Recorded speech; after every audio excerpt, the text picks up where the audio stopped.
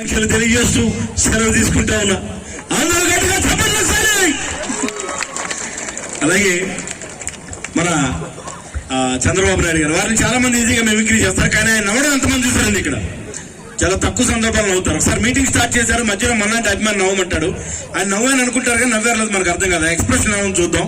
So నా face కనిపిస్తున్న వాళ్ళందరూ ఖచ్చితంగా ఎంజాయ్ చేస్తారనుకుంటూ చంద్రబాబు నాయుడు గారు చేస్తున్నాం.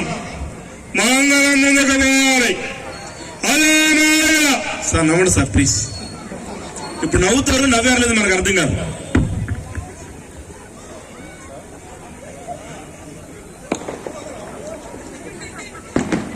ఖచ్చితంగా అవుతాను తమ్ముడు. నేను ఒక్కడే అవడం కాదు, మీ అందరూ అవుతానే ప్రయత్నం చేస్తాను. ఒక్కసారి గట్టిగా చెప్పండి, మీరు చెప్పండి. మనందరం ముందుకు పోతామని. ఇక ప్రభాస్ ఫ్యాన్స్ ఎంతమంది ఉన్నారు ఇక్కడ? ఓకే, బాహుబలిలో ఒక అద్భుతమైన డైలాగ్ చెప్తారు ప్రభాస్ గారు. ప్రేమగా చూడాల్సిన మా అమ్మకళ్ళు అమ్మకి దూరంగా చూస్తున్నాయి. నేను ఎప్పుడు చూడని కళ్ళు నన్ను దేవుళ్ళ చూస్తున్నాయి. ఎవరో తెలియని నా తల్లి బాధపడుతుంటే నా కళ్ళల్లో నెత్తుటేర్లు పండుతున్నాయి. ఎందుకు? ఎవరు? బాహుబలి ఒక విచిత్రమైన భాష ఉంటుంది, కిలికి భాష అని. దానికి అర్థం ఏంటో సినిమాలో రాజమౌళి గారు చూపించలేదు, నేనే దాన్ని తెలుగులో ట్రాన్స్లేట్ చేస్తాను. ముందు ఒరిజినల్ డైలాగ్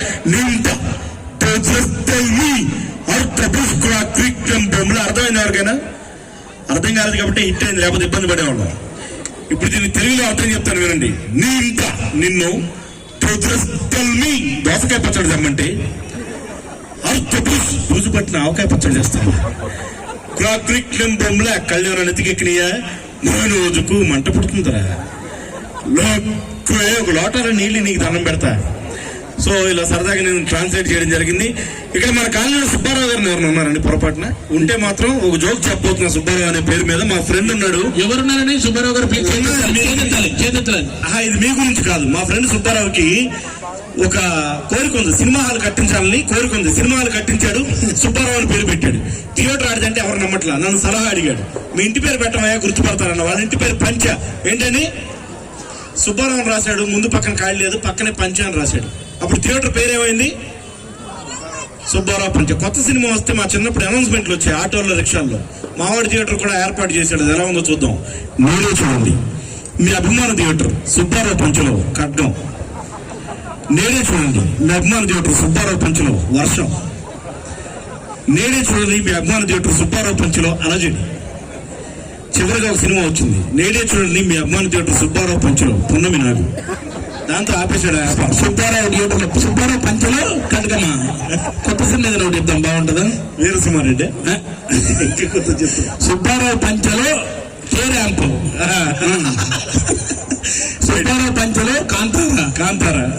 సో ఇలా సరదాగా షరీఫ్ గారు చెప్పండి సార్. జూనియర్ ఎన్టీఆర్ వాయిస్ ఇందాక చేశారు. ఎండనక వాననక అనేటటువంటిది ఒక నాన్ స్టాప్ డైలాగ్ ఉంటుంది, ఒక 1 minute డైలాగ్ నుంచి. సో నరసింహ సినిమాలో జూనియర్ ఎన్టీఆర్ గారు చెప్పారు, 1 నిమిషం నాన్ స్టాప్ గా ఈ డైలాగ్ మీకోసం. రేనక పగలనక ఎండనక వాననక వాగనక వరదనక రాయనక రప్పనక దుమ్మనక తుప్పనక కోడి కోత కొయ్యగానే నాకు ఎత్తిపోసారం పొలం పెట్టున్నారు పెట్టుకుంటే వెతుకు నిన్నుదుకాలు వేసి నీరు పెట్టిదమ్ము చేసి విత్తు నాటిపైకి పంచి పస్తులండి పస్తుల మీ మందు చల్లి కలుపు తీసి కాపు కాచే ముసలి ఇమ్మతక అమ్మ నా పిల్ల రాజల్లా ఇల్లంతా ఏకమే కోత కోసి గొప్ప నూర్చి బత్త కత్తి బండి కట్టి పట్టం తెచ్చి మిల్లు కొచ్చి బేర మాడి కాట కత్తి పైకమంత లెక్క కట్టి కళ్ళ కత్తి కట్ట కట్టి పక్కనట్టే అలసటంతా తెల్చాన లెక్క పుట్టి అడిగితే 6 గాలు రైతు బిడ్డ నిద్రంతా చెంపు చేసి వెనక సంస్థను వెనక్కి తిరిగేపు కాజేయడానికి నీకెన్ని గుండెలురా. ఇలా 1 నిమిషం పాటు నాన్ స్టాప్ గా ఆయన కంటిన్యూగా చెప్తారు. బాగుంది డైలాగ్. నాకు కూడా వచ్చి కొంచెం చెప్పు. ఎండనక వాననక దండనక ఏముందిలే ఇంక పడుకో. మరొక స్కిట్ తో అప్పారావు గారు. నానా మైక్ టైసన్, ఏ సౌండ్ సిస్టమ్ మంచిదబ్బా, ఇంకొక మైక్ ఇవి నాన్న. ఓకే పర్లేదు. చెక్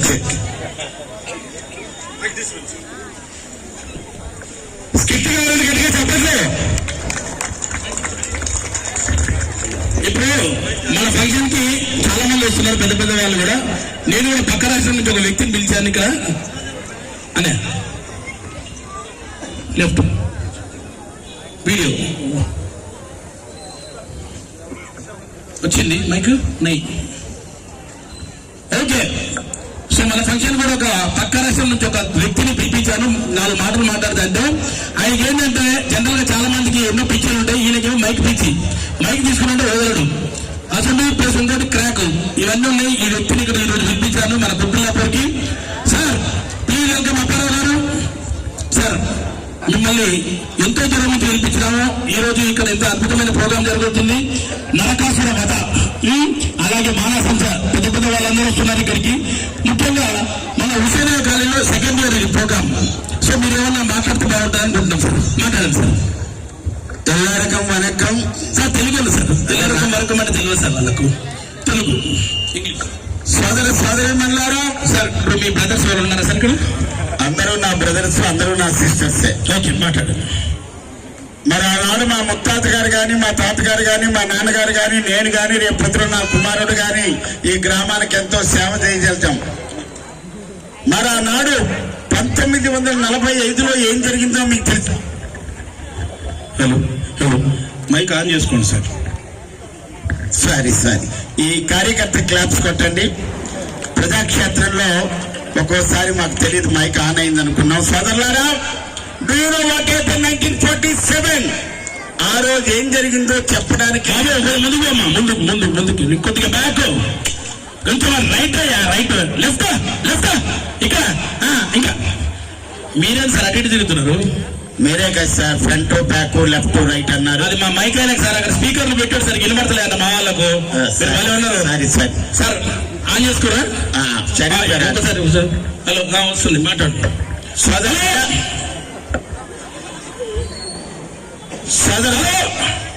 అంటే ఈ సైడ్ వాళ్ళకి వినపడతలేదు సార్, కాస్త సోదరు మీకు వినపడుతున్నా. బాబు నెత్తుకున్నా మా వాళ్ళకు కూడా మాట్లాడు సార్. సోదరులారా, మరి ఆనాడు మా ముత్తాత గారు కానీ, మా తాతగారు కానీ, మా నాన్నగారు కానీ, నేను కానీ, రేపు నా కుమారుడు కానీ అసలు చెప్పాల్సిందే. కొంచెం అన్న బుద్ధి జ్ఞానం ఉన్నారా? అరే కర్రా నువ్వే సరే, వాడు ఎవరు సార్? ఏమైంది అరే ఇంతమంది ఫంక్షన్ జరుగుతుంది, ఇంతమంది వచ్చారు ఇక్కడికి, కొంచెం కామన్ సెన్స్ ఉండాలి సార్ వాడికి. ఏమైందో చెప్పండి, నేను చెప్తా. అదే మరి ఇక్కడ ఇంత పెద్ద ఫంక్షన్ జరుగుతుంటే రోడ్డు నువ్వు ఇలా అంటే తిట్టాలి వాడిని. అరే అవులే అవులేకే బాల్ నీకు అన్నం తింటున్నావా? నువ్వు అన్నం తింటున్నావా?